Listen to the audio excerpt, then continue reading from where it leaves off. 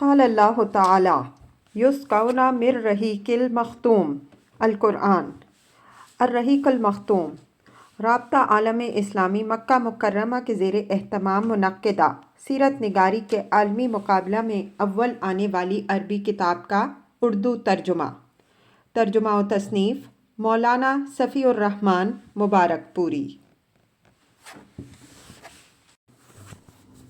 غزوہ احزاب، جنگ خندق۔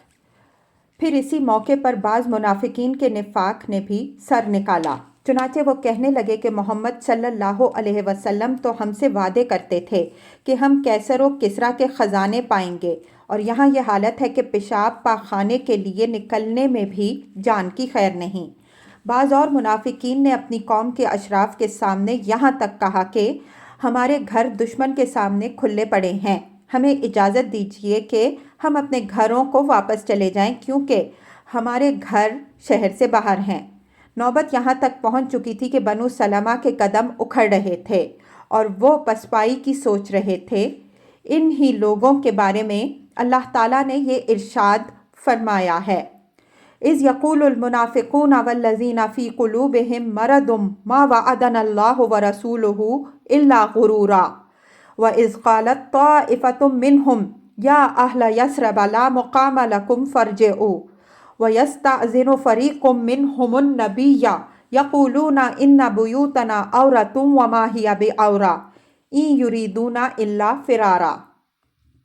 اور منافقین اور وہ لوگ جن کے دلوں میں بیماری ہے کہہ رہے تھے کہ ہم سے اللہ اور اس کے رسول صلی اللہ علیہ وسلم نے جو وعدہ کیا ہے وہ فریب کے سوا کچھ نہیں۔ اور جب ان کی ایک جماعت نے کہا کہ اے اہل یثرب، تمہارے لیے ٹھہرنے کی گنجائش نہیں، لہٰذا واپس چلو، اور ان کا ایک فریق نبی سے اجازت مانگ رہا تھا، کہتا تھا ہمارے گھر خالی پڑے ہیں، حالانکہ وہ خالی نہیں پڑے تھے، یہ لوگ محض فرار چاہتے تھے۔ ایک طرف لشکر کا یہ حال تھا، دوسری طرف رسول اللہ صلی اللہ علیہ وسلم کی یہ کیفیت تھی کہ آپ صلی اللہ علیہ وسلم نے بنو قریظہ کی بدعہدی کی خبر سن کر اپنا سر اور چہرہ کپڑے سے ڈھانک لیا اور دیر تک چت لیٹے رہے۔ اس کیفیت کو دیکھ کر لوگوں کا اضطراب اور زیادہ بڑھ گیا، لیکن اس کے بعد آپ صلی اللہ علیہ وسلم پر امید کی روح غالب آ گئی اور آپ صلی اللہ علیہ وسلم اللہ اکبر کہتے ہوئے کھڑے ہوئے اور فرمایا، مسلمانوں، اللہ کی مدد اور فتح کی خوشخبری سن لو۔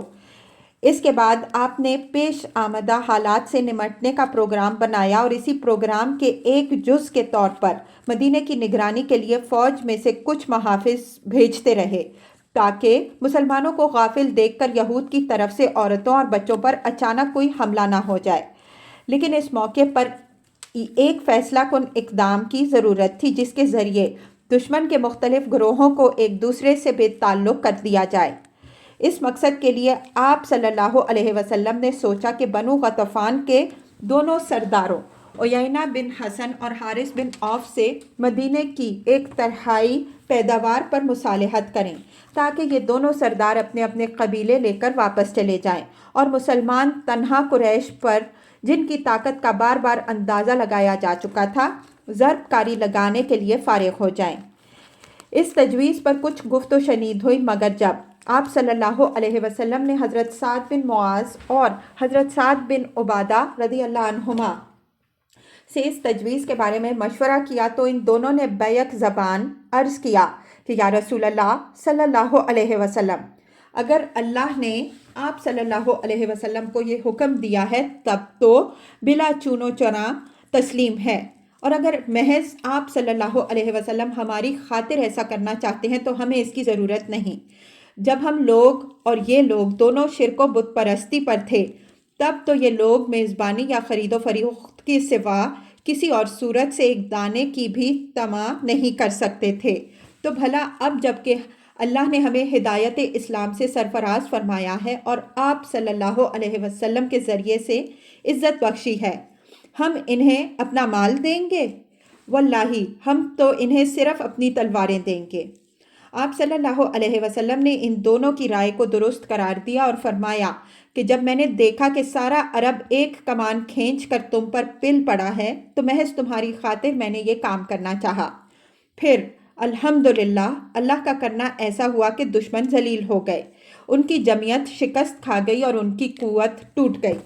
हुआ ये कि बनु गतफ़ान के एक साहब जिनका नाम नुआइम बिन मसूद बिन आमिर अशजई था, रसूल अल्लाह सल्लल्लाहु अलैहि वसल्लम की खिदमत में हाजिर हुए और अर्ज़ की कि अल्लाह के रसूल सल्लल्लाहु अलैहि वसल्लम, मैं मुसलमान हो गया हूँ, लेकिन मेरी कौम को मेरे इस्लाम लाने का इल्म नहीं, लिहाजा आप सल्लल्लाहु अलैहि वसल्लम मुझे कोई हुक्म फरमाएं।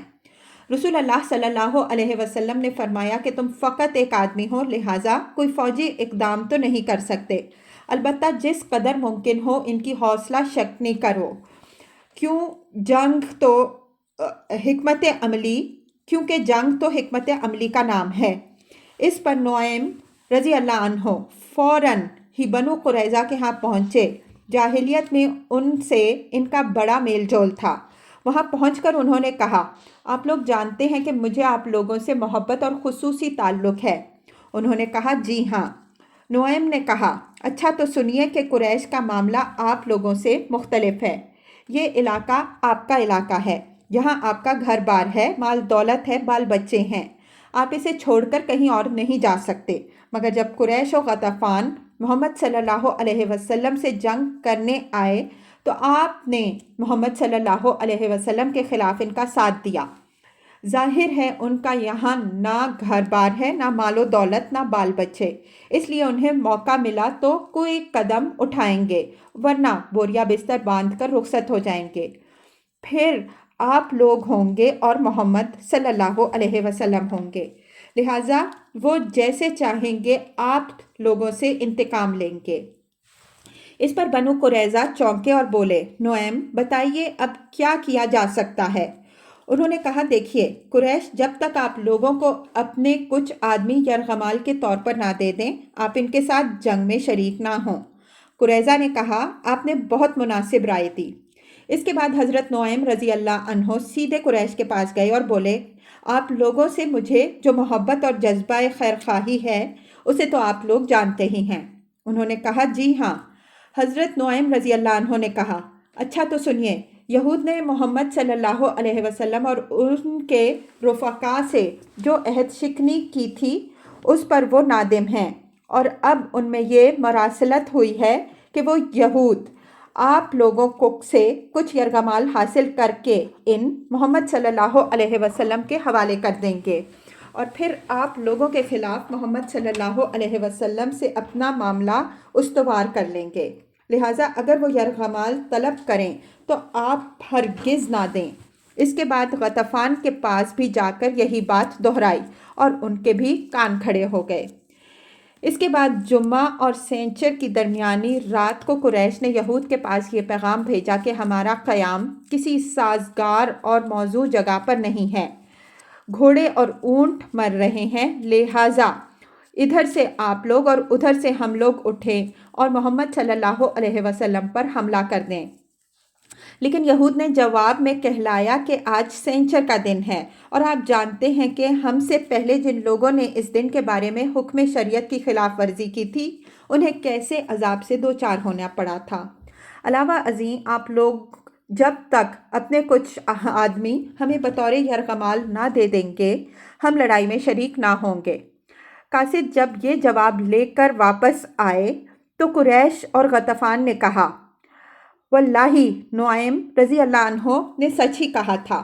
चुनाचे उन्होंने यहूद को कहला भेजा कि खुदा की कसम हम आपको कोई आदमी ना देंगे, बस आप लोग हमारे साथ ही निकल पड़े और दोनों तरफ से मोहम्मद सल्लल्लाहु अलैहि वसल्लम पर हल्ला बोल दिया जाए। ये सुनकर कुरैज़ा ने बाहम कहा, वल्लाही नुआइम रज़ी अल्लाह अन्हो ने हमसे सच ही कहा था। इस तरह दोनों फरीक का एतमाद एक दूसरे से उठ गया, उनकी सफ़ों में फूट पड़ गई और उनके हौसले टूट गए। इस दौरान मुसलमान अल्लाह ताला से ये दुआ कर रहे थे, अल्लाहुम्मा अस्तर औरातना व आमिन रौआतना, ए अल्लाह हमारी पर्दा पोशी फरमा और हमें ख़तरात से मामून कर दे। और रसूल अल्लाह सल्लल्लाहु अलैहि वसल्लम ये दुआ फरमा रहे थे, अल्लाहुम्मा मुनज़िलल किताब सरीअल हिसाब इहज़मल अहज़ाब अल्लाहुम्मा इहज़महुम व ज़िलज़िलहुम।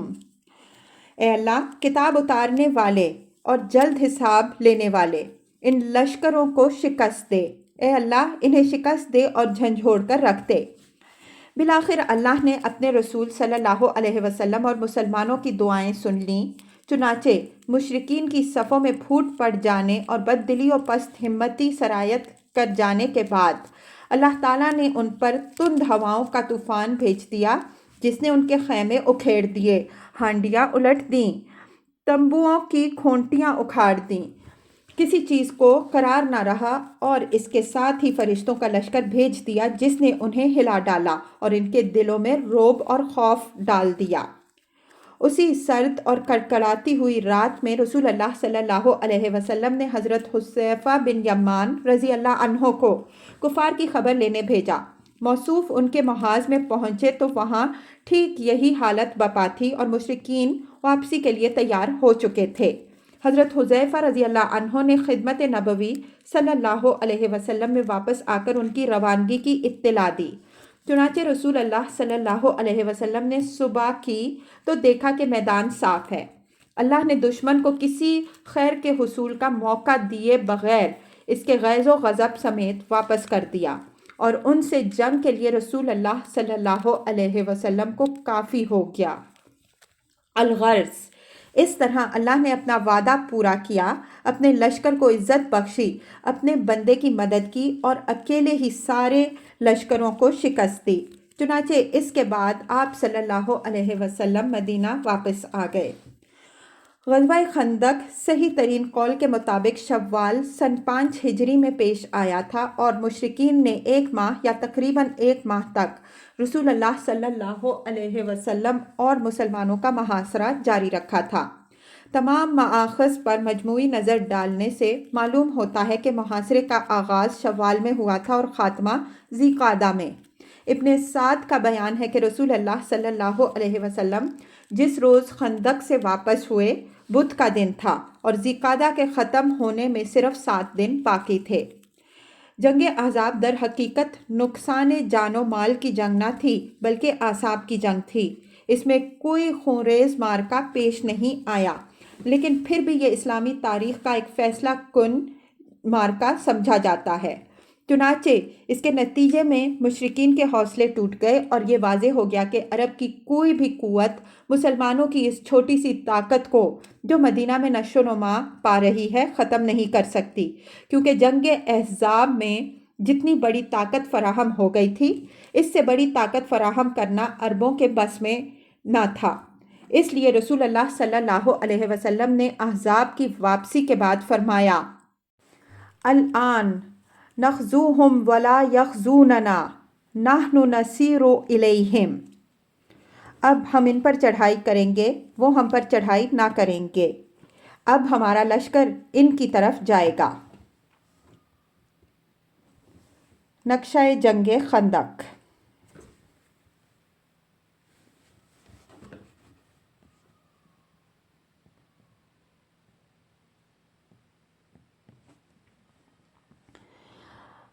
غزوہ بنو قریظہ۔ جس روز رسول اللہ صلی اللہ علیہ وسلم خندق سے واپس تشریف لائے، اسی روز ظہر کے وقت جبکہ حضرت ام سلمہ رضی اللہ عنہا کے مکان میں غسل فرما رہے تھے، حضرت جبریل علیہ السلام تشریف لائے اور فرمایا: کیا آپ صلی اللہ علیہ وسلم نے ہتھیار رکھ دیے؟ حالانکہ ابھی فرشتوں نے ہتھیار نہیں رکھے، اور میں بھی قریش کا تعاقب کر کے بس واپس چلا آ رہا ہوں۔ اٹھیے اور اپنے رفقا کو لے کر بنو قریظہ کا رخ کیجیے، میں آگے آگے جا رہا ہوں۔ ان کے قلعوں میں زلزلہ برپا کروں گا اور ان کے دلوں میں رعب و دہشت ڈالوں گا۔ یہ کہہ کر حضرت جبریل علیہ السلام فرشتوں کے جلو میں روانہ ہو گئے۔ ادھر رسول اللہ صلی اللہ علیہ وسلم نے ایک صحابی سے منادی کروائی کہ جو شخص سمع و طاعت پر قائم ہے وہ عصر کی نماز بنو قریظہ میں پڑھے۔ اس کے بعد مدینے کا انتظام حضرت ابن ام مکتوم رضی اللہ عنہ کو سونپا، اور حضرت علی رضی اللہ عنہ کو جنگ کا پھریرا دے کر آگے روانہ فرما دیا۔ وہ بنو قریظہ کے قلعوں کے قریب پہنچے تو بنو قریظہ نے رسول اللہ صلی اللہ علیہ وسلم پر گالیوں کی بوچھاڑ کر دی۔ اتنے میں رسول اللہ صلی اللہ علیہ وسلم بھی مہاجرین و انصار کے جلو میں روانہ ہو چکے تھے۔ آپ صلی اللہ علیہ وسلم نے بنو قریظہ کے دیار میں پہنچ کر انا نامی ایک کنویں پر نزول فرمایا۔ عام مسلمانوں نے بھی لڑائی کا اعلان سن کر فوراً دیار بنی قریظہ کا رخ کیا۔ راستے میں عصر کی نماز کا وقت آ گیا تو بعض نے کہا ہم جیسا کہ ہمیں حکم دیا گیا ہے بنو قریظہ پہنچ کر ہی عصر کی نماز پڑھیں گے، حتیٰ کہ بعض نے عصر کی نماز عشاء کے بعد پڑھی۔ لیکن کچھ دوسرے صحابہ کرام رضی اللہ عنہم اجمعین نے کہا کہ آپ صلی اللہ علیہ وسلم کا مقصود یہ نہیں تھا بلکہ یہ تھا کہ ہم جلد از جلد روانہ ہو جائیں، اس لیے انہوں نے راستے ہی میں نماز پڑھ لی۔ البتہ جب رسول اللہ صلی اللہ علیہ وسلم کے سامنے یہ قضیہ پیش ہوا تو آپ صلی اللہ علیہ وسلم نے کسی بھی فریق کو سخت سست نہیں کہا۔ بہر کیف مختلف ٹکڑیوں میں بٹ کر اسلامی لشکر دیار بنو قریظہ پہنچا اور نبی صلی اللہ علیہ وسلم کے ساتھ جا شامل ہوا۔ پھر بنو قریظہ کے قلعوں کا محاصرہ کر لیا۔ اس لشکر کی کل تعداد 3000 تھی اور اس میں 30 گھوڑے تھے۔ جب محاصرہ سخت ہو گیا تو یہود کے سردار کعب بن اسد نے یہود کے سامنے 3 متبادل تجویزیں پیش کیں۔ ایک، یا تو اسلام قبول کر لیں اور محمد صلی اللہ علیہ وسلم کے دین میں داخل ہو کر اپنی جان، مال اور بال بچوں کو محفوظ کر لیں۔ کعب بن اسد نے اس تجویز کو پیش کرتے ہوئے یہ بھی کہا کہ واللہ تم لوگوں پر یہ بات واضح ہو چکی ہے کہ وہ واقعی نبی اور رسول ہے اور وہ وہی ہیں جنہیں تم اپنی کتاب میں پاتے ہو۔ نمبر 2، یا اپنے بیوی بچوں کو خود اپنے ہاتھوں سے قتل کر دیں اور پھر تلوار سونت کر نبی صلی اللہ علیہ وسلم کی طرف نکل پڑیں اور پوری قوت سے ٹکرا جائیں۔ اس کے بعد یا تو فتح پائیں گے یا سب کے سب مارے جائیں گے۔ نمبر 3، یا پھر رسول اللہ صلی اللہ علیہ وسلم اور صحابہ کرام رضی اللہ عنہم اجمعین پر دھوکے سے سینچر کے دن پل پڑیں، کیونکہ انہیں اطمینان ہوگا کہ آج لڑائی نہیں ہوگی۔ لیکن یہود نے ان تینوں میں سے کوئی تجویز بھی منظور نہ کی، جس پر ان کے سردار کعب بن اسد نے جھلا کر کہا تم میں سے کسی نے ماں کی کوکھ سے جنم لینے کے بعد ایک رات بھی ہوش مندی کے ساتھ نہیں گزاری۔ ان تینوں تجاویز کو رد کرنے کے بعد بنو قریظہ کے سامنے صرف ایک ہی راستہ رہ جاتا تھا کہ رسول اللہ صلی اللہ علیہ وسلم کے سامنے ہتھیار ڈال دیں اور اپنی قسمت کا فیصلہ آپ صلی اللہ علیہ وسلم پر چھوڑ دیں۔ لیکن انہوں نے چاہا کہ ہتھیار ڈالنے سے پہلے اپنے بعض مسلمان حلیفوں سے رابطہ قائم کر لیں، ممکن ہے پتہ لگ جائے کہ ہتھیار ڈالنے کا نتیجہ کیا ہوگا۔ چنانچہ انہوں نے رسول اللہ صلی اللہ علیہ وسلم کے پاس پیغام بھیجا کہ آپ صلی اللہ علیہ وسلم ابو لبابہ رضی اللہ عنہ کو ہمارے پاس بھیج دیں، ہم ان سے مشورہ کرنا چاہتے ہیں۔ ابو لبابہ رضی اللہ عنہ ان کے حلیف تھے اور ان کے باغات اور آل اولاد بھی اسی علاقے میں سے تھی۔ جب ابو لبابہ رضی اللہ عنہ وہاں پہنچے تو مرد حضرات انہیں دیکھ کر ان کی طرف دوڑ پڑے اور عورتیں اور بچے ان کے سامنے دھاڑے مار مار کر رونے لگے۔ اس کیفیت کو دیکھ کر حضرت ابو لبابہ رضی اللہ عنہ پر رقت طاری ہو گئی۔ یہود نے کہا ابو لبابہ کیا آپ مناسب سمجھتے ہیں کہ ہم محمد صلی اللہ علیہ وسلم کے فیصلے پر ہتھیار ڈال دیں؟ انہوں نے کہا ہاں، لیکن ساتھ ہی ساتھ سے حلق کی طرف اشارہ بھی کر دیا، جس کا مطلب یہ تھا کہ ذبح کر دیے جاؤ گے۔ لیکن انہیں فوراً احساس ہوا کہ یہ اللہ اور اس کے رسول کے ساتھ خیانت ہے، چنانچہ وہ رسول اللہ صلی اللہ علیہ وسلم کے پاس واپس جانے کے بجائے سیدھے مسجد نبوی صلی اللہ علیہ وسلم پہنچے اور آپ نے اپنے آپ کو مسجد کے کھمبے سے باندھ لیا اور قسم کھائی کہ اب انہیں رسول اللہ صلی اللہ علیہ وسلم ہی اپنے دست مبارک سے کھولیں گے اور وہ آئندہ بنو قریظہ کی سرزمین میں کبھی داخل نہ ہوں گے۔ ادھر رسول اللہ صلی اللہ علیہ وسلم محسوس کر رہے تھے کہ ان کی واپسی میں دیر ہو گئی۔ پھر جب تفصیلات کا علم ہوا تو فرمایا کہ اگر وہ میرے پاس آ گئے ہوتے تو میں ان کے لیے بخشش کی دعا کر دیتا، لیکن جب وہ وہی کام کر بیٹھے ہیں تو اب میں بھی انہیں ان کی جگہ سے کھول نہیں سکتا یہاں تک کہ اللہ تعالیٰ ان کی توبہ قبول فرما لے۔ ادھر ابو لبابہ رضی اللہ عنہ کے اشارے کے باوجود بنو قریظہ نے یہی طے کیا کہ رسول اللہ صلی اللہ علیہ وسلم کے سامنے ہتھیار ڈال دیں اور وہ جو فیصلہ مناسب سمجھیں کریں۔ حالانکہ بنو قریظہ ایک طویل عرصے تک محاصرہ برداشت کر سکتے تھے، کیونکہ ایک طرف ان کے پاس وافر مقدار میں سامان خورد و نوش تھا، پانی کے چشمے اور کنویں تھے، مضبوط اور محفوظ قلعے تھے، اور دوسری طرف مسلمان کھلے میدان میں خون منجمد کر دینے والے جاڑے اور بھوک کی سختیاں سہ رہے تھے، اور آغاز جنگ خندق کے بھی پہلے سے مسلسل جنگی مصروفیات کے سبب تھکان سے چور چور تھے۔ لیکن جنگ بنی قریظہ در حقیقت ایک اعصابی جنگ تھی۔ اللہ نے ان کے دلوں میں رعب ڈال دیا تھا اور ان کے حوصلے ٹوٹتے جا رہے تھے۔ پھر حوصلوں کی یہ شکستگی اس وقت انتہا کو پہنچ گئی جب حضرت علی بن ابی طالب رضی اللہ عنہ اور حضرت زبیر بن عوام رضی اللہ عنہ نے پیش قدمی فرمائی، اور حضرت علی رضی اللہ عنہ نے گرج کر یہ اعلان کیا کہ ایمان کے فوجیوں، خدا کی قسم، اب میں بھی یا تو وہی چکھوں گا جو حمزہ رضی اللہ عنہ نے چکھا، یا ان کا قلعہ فتح کر کے رہوں گا۔ چنانچہ حضرت علی رضی اللہ عنہ کا یہ عزم سن کر بنو قریظہ نے جلدی سے اپنے آپ کو رسول اللہ صلی اللہ علیہ وسلم کے حوالے کر دیا کہ آپ صلی اللہ علیہ وسلم جو فیصلہ مناسب سمجھیں کریں۔ رسول اللہ صلی اللہ علیہ وسلم نے حکم دیا کہ مردوں کو باندھ دیا جائے۔ چنانچہ محمد بن مسلمہ انصاری رضی اللہ عنہ کی زیر نگرانی ان سب کے ہاتھ باندھ دیے گئے، اور عورتوں اور بچوں کو مردوں سے الگ کر دیا گیا۔ قبیلہ اوس کے لوگ رسول اللہ صلی اللہ علیہ وسلم سے عرض پرداز ہوئے کہ آپ صلی اللہ علیہ وسلم نے بنو قینقاع کے ساتھ جو سلوک فرمایا تھا وہ آپ کو یاد ہی ہے۔ بنو قینقاع ہمارے بھائی خزرج کے حلیف تھے، اور یہ لوگ ہمارے حلیف ہیں، لہٰذا ان پر احسان فرمائیں۔ آپ صلی اللہ علیہ وسلم نے فرمایا، کیا آپ لوگ اس پر راضی نہیں کہ ان کے متعلق آپ ہی کا ایک آدمی فیصلہ کرے؟ انہوں نے کہا، کیوں نہیں؟ آپ صلی اللہ علیہ وسلم نے فرمایا، تو یہ معاملہ سعد بن معاذ رضی اللہ عنہ کے حوالے ہے۔ اوس کے لوگوں نے کہا، ہم اس پر راضی ہیں۔ اس کے بعد آپ صلی اللہ علیہ وسلم نے حضرت سعد بن معاذ رضی اللہ عنہ کو بلا بھیجا۔ وہ مدینہ میں تھے، لشکر کے ہمراہ تشریف نہیں لائے تھے کیونکہ جنگ خندق کے دوران بازو کی رگ کٹنے کے سبب زخمی تھے۔ انہیں گدھے پر سوار کر کے رسول اللہ صلی اللہ علیہ وسلم کی خدمت میں لایا گیا۔ جب قریب پہنچے تو ان کے قبیلے کے لوگوں نے انہیں دونوں جانب سے گھیر لیا اور کہنے لگے، سعد رضی اللہ عنہ، اپنے حلیفوں کے بارے میں اچھائی اور احسان سے کام لیجیے گا۔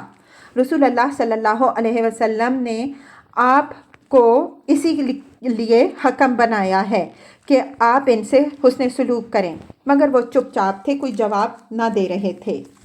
جب لوگوں نے گزارش کی بھرمار کر دی تو بولے، اب وقت آ گیا ہے کہ سعد کو اللہ کے بارے میں کسی ملامت گر کی پرواہ نہ ہو۔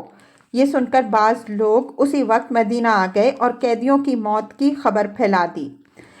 اس کے بعد جب حضرت سعد رضی اللہ عنہ نبی صلی اللہ علیہ وسلم کے پاس پہنچے تو آپ صلی اللہ علیہ وسلم نے فرمایا، اپنے سردار کے استقبال کے لیے اٹھ کر جاؤ۔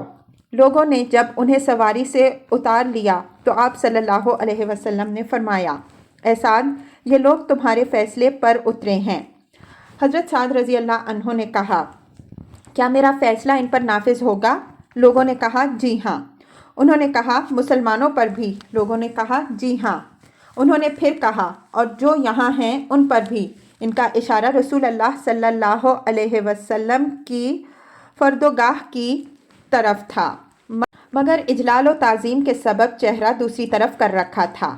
آپ صلی اللہ علیہ وسلم نے فرمایا، جی ہاں، مجھ پر بھی۔ حضرت سعد رضی اللہ عنہ نے کہا، تو ان کے متعلق میرا یہ فیصلہ ہے کہ مردوں کو قتل کر دیا جائے، عورتوں اور بچوں کو قیدی بنا لیا جائے اور اموال تقسیم کر دیے جائیں۔ رسول اللہ صلی اللہ علیہ وسلم نے فرمایا، تم نے ان کے بارے میں وہی فیصلہ کیا ہے جو 7 آسمانوں کے اوپر سے اللہ تعالیٰ کا فیصلہ ہے۔ حضرت سعد رضی اللہ عنہ کا یہ فیصلہ انتہائی عدل و انصاف پر مبنی تھا، کیونکہ بنو قریظہ نے مسلمانوں کی موت و حیات کے نازک ترین لمحات میں جو خطرناک بدعہدی کی تھی وہ تو تھی ہی، اس کے علاوہ انہوں نے مسلمانوں کے خاتمے کے لیے 1500 تلواریں، 2000 نیزے، 300 زرہیں اور 500 ڈھالیں مہیا کر رکھی تھیں، جن پر فتح کے بعد مسلمانوں نے قبضہ کیا۔ اس فیصلے کے بعد رسول اللہ صلی اللہ علیہ وسلم کے حکم پر بنو قریظہ کو مدینہ لا کر بنو نجار کی ایک عورت جو حارث رضی اللہ عنہ کی صاحبزادی تھیں کے گھر میں قید کر دیا گیا اور مدینہ کے بازار میں خندقیں کھود دی گئیں۔ پھر انہیں ایک ایک جماعت کر کے لے جایا گیا اور ان خندقوں میں ان کی گردنیں مار دی گئیں۔ کارروائی شروع ہونے کے تھوڑی دیر بعد باقی ماندہ قیدیوں نے اپنے سردار کعب بن اسد سے دریافت کیا کہ آپ کا کیا اندازہ ہے، ہمارے ساتھ کیا ہو رہا ہے؟ اس نے کہا، کیا تم لوگ کسی بھی جگہ سمجھ بوجھ نہیں رکھتے؟ دیکھتے نہیں کہ پکارنے والا رک نہیں رہا ہے اور جانے والا پلٹ نہیں رہا ہے؟ یہ خدا کی قسم قتل ہے۔ بحر کیف ان سب کی، جن کی تعداد 600 اور 700 کے درمیان تھی، گردنیں مار دی گئیں۔ اس کارروائی کے ذریعے غدر و خیانت کے ان سانپوں کا مکمل طور پر خاتمہ ہو گیا جنہوں نے پختہ عہد و پیمان توڑا تھا۔ مسلمانوں کے خاتمے کے لیے ان کی زندگی کے نہایت سنگین اور نازک ترین لمحات میں دشمن کو مدد دے کر جنگ کے اکابر مجرمین کا کردار ادا کیا تھا، اور اب وہ واقعتاً مقدمے اور پھانسی کے مستحق ہو چکے تھے۔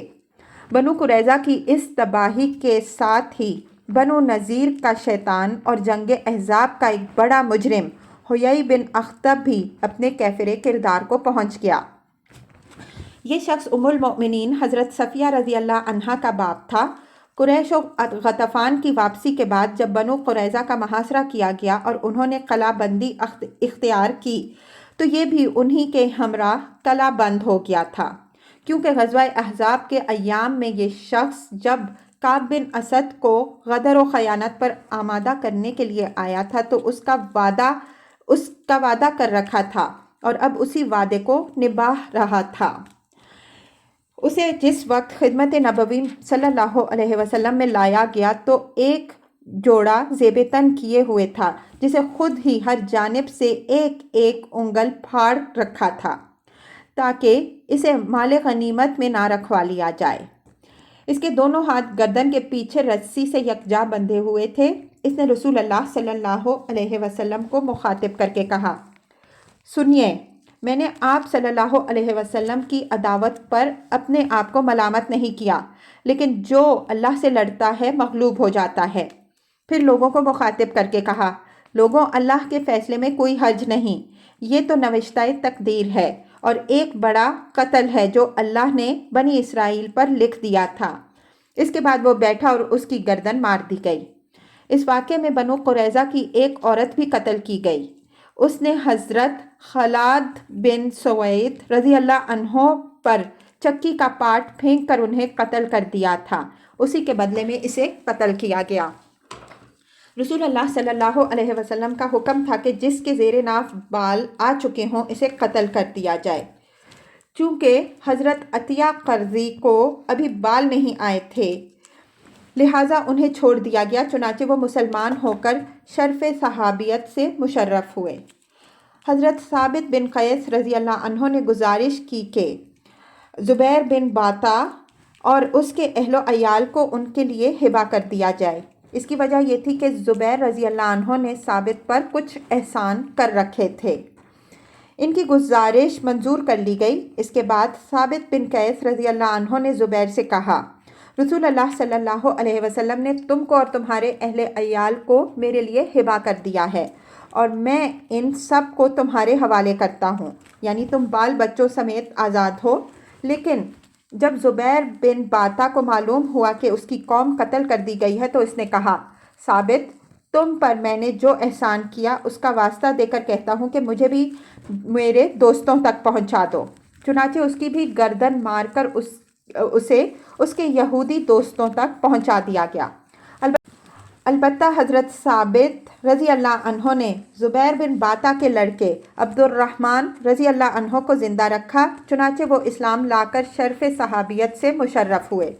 اسی طرح بنو نجار کی ایک خاتون حضرت ام منذر سلمہ بنت قیس نے گزارش کی کہ سموال قرظی کے لڑکے رفاعہ کو ان کے لیے ہبہ کر دیا جائے۔ ان کی بھی گزارش منظور ہو گئی اور رفاعہ کو ان کے حوالے کر دیا گیا۔ انہوں نے رفاعہ کو زندہ رکھا اور وہ بھی اسلام لا کر شرف صحبت سے مشرف ہوئے۔ چند اور افراد نے بھی اسی رات ہتھیار ڈالنے کی کارروائی سے پہلے اسلام قبول کر لیا تھا، لہٰذا ان کی جان و مال اور ذریت محفوظ رہی۔ اسی رات عمر نامی ایک اور شخص جس نے بنو قریظہ کی بدعہدی میں شرکت نہ کی تھی باہر نکلا۔ اسے پہرہ داروں کے کمانڈ محمد بن مسلمہ رضی اللہ عنہ نے دیکھا لیکن پہچان کر چھوڑ دیا، پھر معلوم نہیں وہ کہاں گیا۔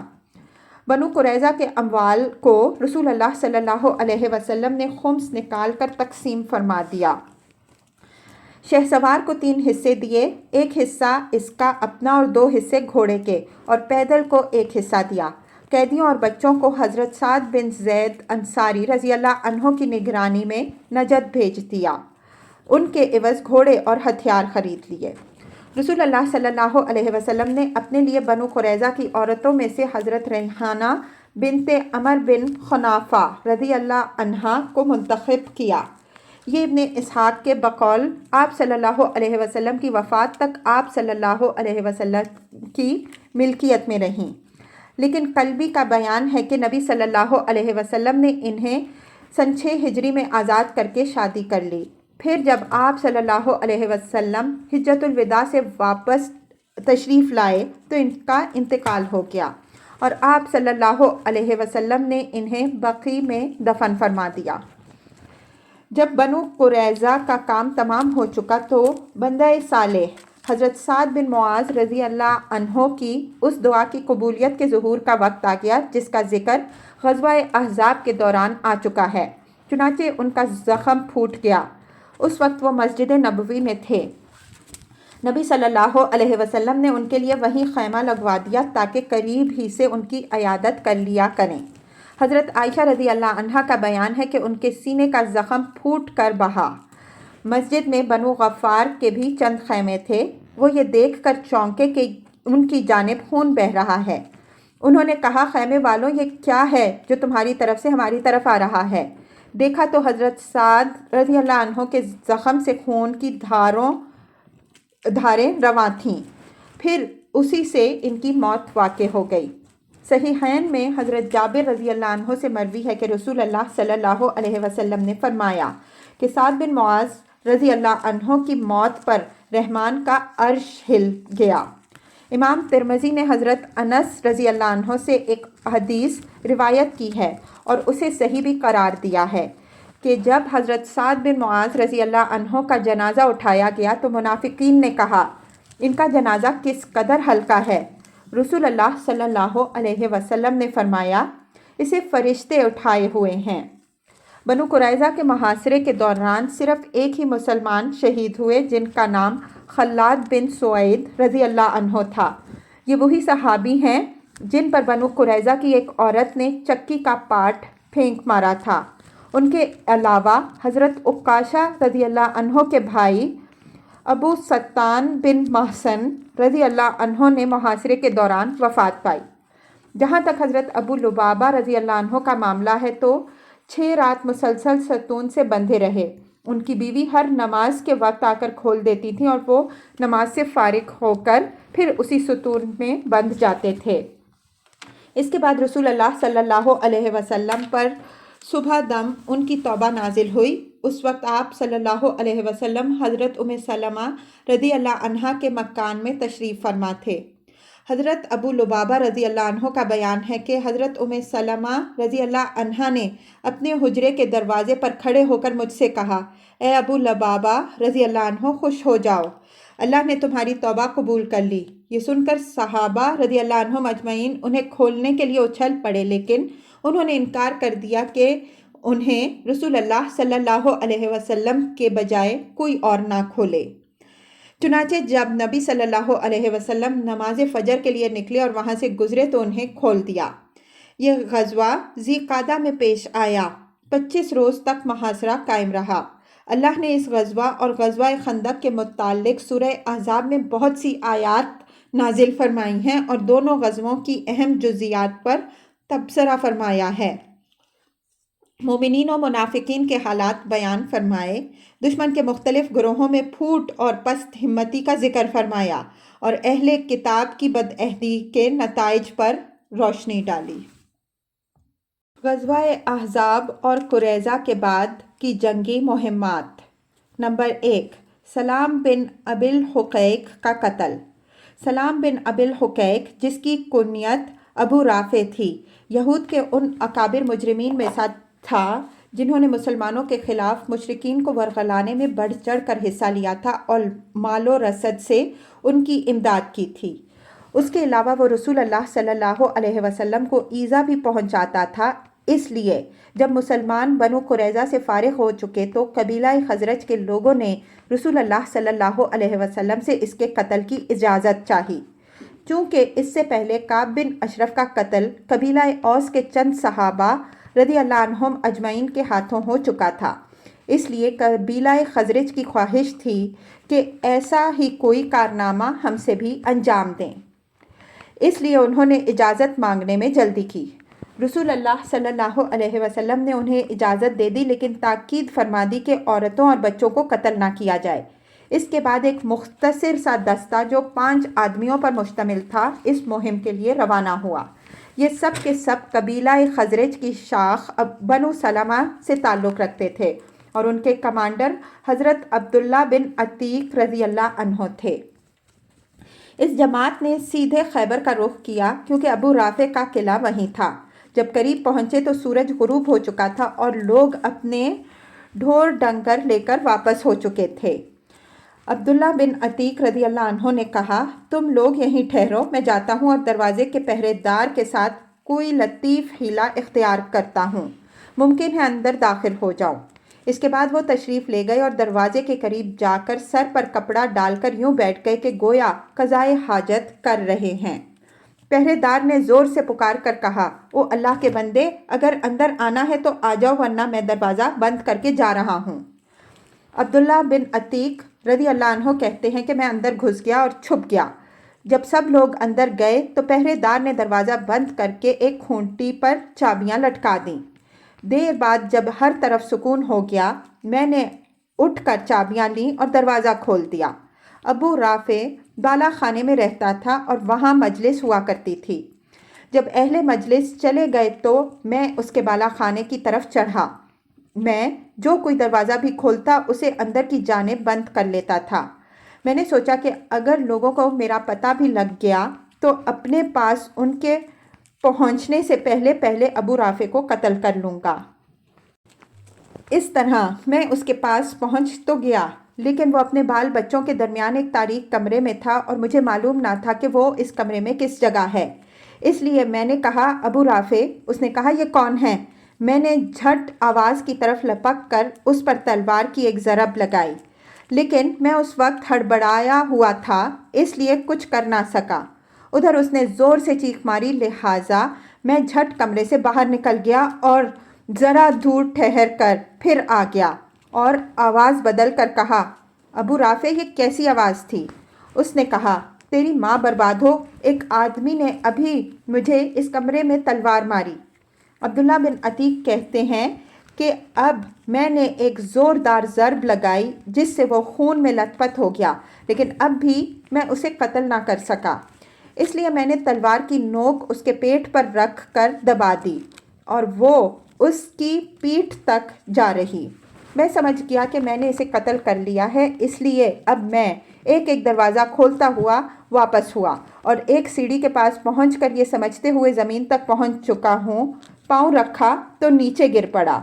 चांदनी रात थी, पिंडली सिड़क गई। मैंने पगड़ी से इसे कस कर बांधा और दरवाजे पर आकर बैठ गया और जी ही जी में कहा कि आज जब तक कि ये मालूम ना हो जाए कि मैंने इसे कत्ल कर लिया है, यहाँ से नहीं निकलूँगा। چنانچہ جب مرغ نے بانگ دی تو موت کی خبر دینے والا قلعے کی فصیل پر چڑھا اور بلند آواز سے پکارا کہ میں اہل حجاز کے تاجر ابو رافع کی موت کی اطلاع دے رہا ہوں۔ اب میں اپنے ساتھیوں کے پاس پہنچا اور کہا بھاگ چلو، اللہ نے ابو رافع کو کیفر کردار تک پہنچا دیا ہے۔ چنانچہ میں نے نبی صلی اللہ علیہ وسلم کی خدمت میں حاضر ہوا اور آپ صلی اللہ علیہ وسلم سے یہ واقعہ بیان کیا تو آپ صلی اللہ علیہ وسلم نے فرمایا اپنا پاؤں پھیلاؤ۔ میں نے اپنا پاؤں پھیلایا۔ آپ صلی اللہ علیہ وسلم نے اس پر اپنا دست مبارک پھیرا اور ایسا لگا گویا کوئی تکلیف تھی ہی نہیں۔ یہ صحیح بخاری کی روایت ہے۔ ابن اسحاق کی روایت یہ ہے کہ ابو رافع کے گھر میں 5 صحابہ کرام رضی اللہ عنہم اجمعین گھسے تھے اور سب نے اس کے قتل میں شرکت کی تھی، اور جس صحابی نے اس کے اوپر تلوار کا بوجھ ڈال کر اسے قتل کیا تھا وہ حضرت عبداللہ بن انیس رضی اللہ عنہ تھے۔ اس روایت میں یہ بھی بتایا گیا ہے کہ ان لوگوں نے جب رات میں ابو رافع کو قتل کر لیا اور عبداللہ بن عتیق رضی اللہ عنہ کی پنڈلی ٹوٹ گئی تو انہیں اٹھا لائے اور قلعے کی دیوار کے آر پار ایک جگہ چشمے کی نہر گئی ہوئی تھی، اسی میں گھس گئے۔ ادھر یہود نے آگ جلائی اور ہر طرف دوڑ دوڑ کر دیکھا۔ جب مایوس ہو گئے تو مقتول کے پاس واپس آ گئے۔ صحابہ کرام رضی اللہ عنہم اجمعین واپس ہوئے تو حضرت عبداللہ بن عتیق رضی اللہ عنہ کو لاد کر رسول اللہ صلی اللہ علیہ وسلم کی خدمت میں لے آئے۔ اس سریہ کی روانگی ذی قعدہ یا ذی الحجہ سن 5 ہجری میں زیر عمل آئی تھی۔ جب رسول اللہ صلی اللہ علیہ وسلم احزاب اور قریظہ کی جنگوں سے فارغ ہو گئے اور جنگی مجرمین سے نمٹ چکے تو ان قبائل اور اعراب کے خلاف تادیبی حملے شروع کیے جو امن و سلامتی کی راہ میں سنگ گراں بنے ہوئے تھے اور قوت قاہرہ کے بغیر پرسکون نہیں رہ سکتے تھے۔ ذیل میں اس سلسلے کے سرایہ اور غزوات کا اجمالی ذکر کیا جا رہا ہے۔